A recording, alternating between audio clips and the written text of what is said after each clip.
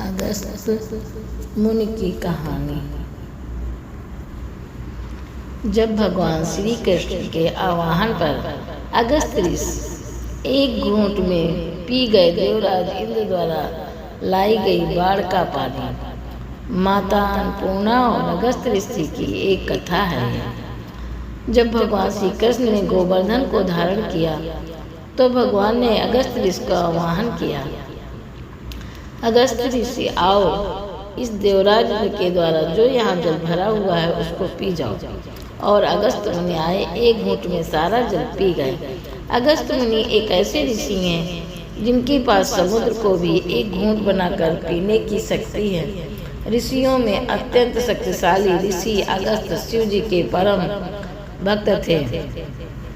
एक बार माता पार्वती जो अन्नपूर्णा भी कहलाती हैं, उन्होंने शिव जी से निवेदन किया, महादेव मेरी इच्छा है कि मैं संसार के सभी साधु महात्माओं को भोजन कराऊं, इसलिए आप सभी साधु संतों और ऋषियों मुनियों को आमंत्रित कर दीजिए।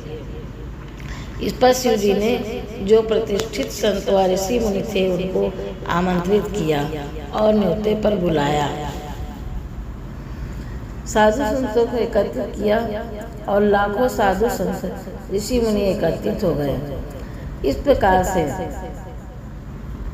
जब सब ऋषि मुनि एकत्रित हुए तो माता पार्वती ने सैकड़ों व्यंजन भरपूर मात्रा में बनवाए, जिनको खा खा सभी साधु संत व ऋषि मुनि थक गए, किंतु व्यंजन जो के त्यों ही पड़े रहे। माता पार्वती ने शिव जी को ताना मारा, प्रभु ये आप कैसे कैसे महात्मा लेकर आए, जरा सा खाते हैं, वो देखो मेरा सारा अन्न बचा पड़ा है। ऐसे कोई महात्मा खाते हैं, वो देखो मेरा सारा अन्न बचा पड़ा हुआ है।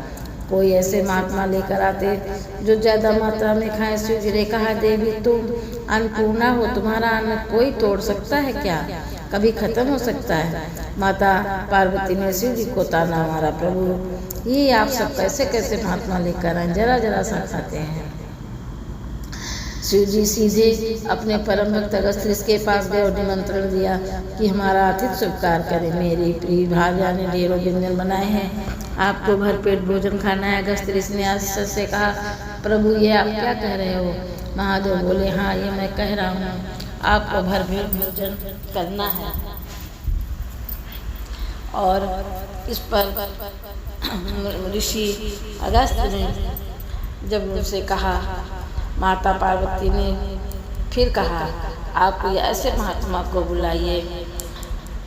तब उन्होंने कहा कि अगस्त ऋषि ने आश्चर्य से कहा, प्रभु आप ये जो कह रहे हो सच है। महादेव बोले, हाँ ये मैं कह रहा हूँ, आपको भरपेट खाना है।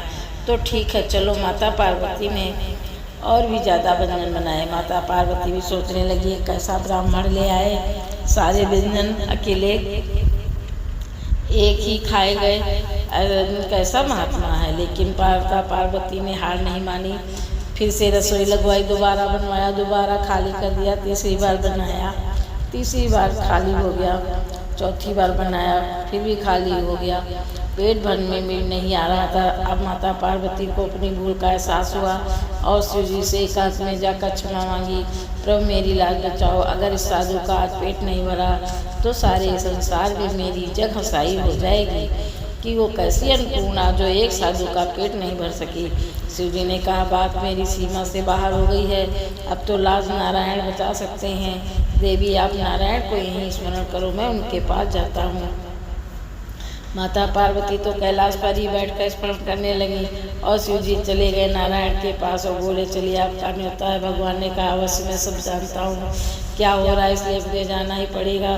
भगवान विष्णु ने एक साधु का वेश बना लिया, अगस्त ऋषि के बराबर में आसन लगाया, पत्तल लगाई और थोड़ा थोड़ा सा भोजन परोसा, जिसको खाकर भगवान ने पेट पर हाथ फेरा और बोले, तृप्तो अस्मि, तृप्तो अस्मि, तृप्तो अस्मि, मैं तृप्त हो गया, मैं तृप्त हो गया, मैं तृप्त हो गया।